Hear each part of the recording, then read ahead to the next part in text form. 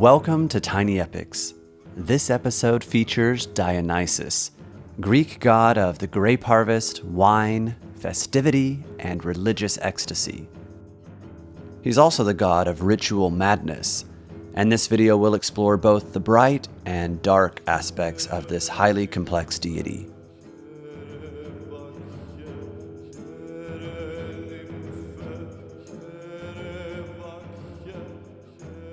The ancient Greeks considered wine not only as a gift from Dionysus, but also as an embodiment of the god here on earth. When his worshippers consumed the god by drinking his wine, they experienced a sense of freedom from their worries. His wine, music, and ecstatic dance were said to break down the barrier of self-conscious fear. Those who partook of his mysteries were believed to become liberated, empowered, and temporarily possessed by the god himself. Although an intense god at times, he was generally a great friend to mankind, except when the use of his wine was abused, and then things had the tendency to get a bit messy.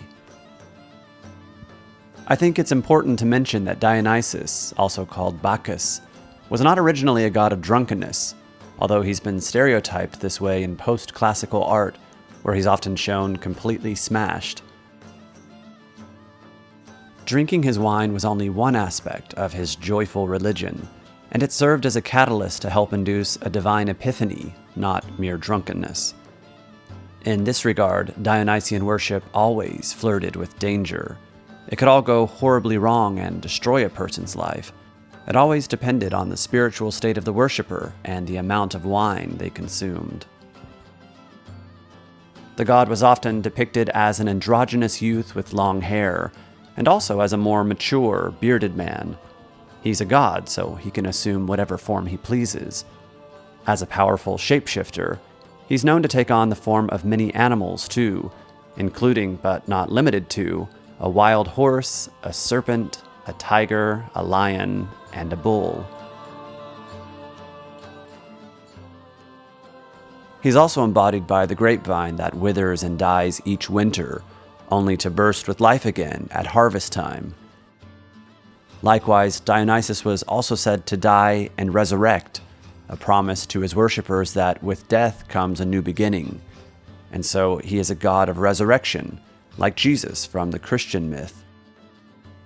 His worship, as we know it today, became firmly established by the 7th century BC, but his origins stretch back much further. The earliest written records of his worship comes from Mycenaean Greek tablets written in a script known as Linear B at around 1300 BC. Some believe that traces of a Dionysian-type cult have been discovered dating even further back to Minoan Crete, making Dionysus one of the earliest gods attested in Greek culture. Though all the poets seem to have agreed that his father was Zeus, there are at least 2 different stories about how Dionysus was born and who gave birth to him. One version of his birth comes from a sect of Dionysian worship known as Orphism, who said that Dionysus was the son of Zeus and Persephone, queen of the shadowy realm of the dead known as the underworld. The central myth of Orphism involves the suffering and death of the god Dionysus at the hands of the Titans. According to the myth, the infant Dionysus is killed, torn apart, and consumed by the Titans. The remains of the young Dionysus are then returned to Demeter, goddess of the harvest, who miraculously brings him back to life. In retribution to his son's violent murder, Zeus strikes the Titans with a thunderbolt, turning them to ash. And from these ashes, humanity was said to have been born. On a deeper level, this myth symbolizes humanity as having a dual nature, the body inherited from the Titans, and a divine spark, the soul, inherited from Dionysus. In order to be liberated from the titanic material existence, one first had to be initiated into the Dionysian mysteries. One aspect of these mysteries involved his female followers, the Maenads, who sacrificially tore animals and humans apart with their bare hands. This dismemberment of flesh known as sparagmos, is a recurring theme in the mythology of Dionysus. Such violent rituals likely died out long before the classical Greeks came along, but traces of it remained in depictions of Dionysus as a god of suffering and transformation. Though the poets all agreed that his father was Zeus, they had several different ideas about how Dionysus was born and who gave birth to him, all of them wildly inventive. You've just heard the version where Persephone is his mother, but now I'll tell you another story about his birth. Zeus, king of the gods, made love to a Theban princess named Semele, and he became so infatuated with her that he whispered in her ear that he would always do anything she asked of him. When his jealous wife Hera finds out about the affair and the oath her husband made, she decides to use it against Semele, who is now pregnant with Dionysus.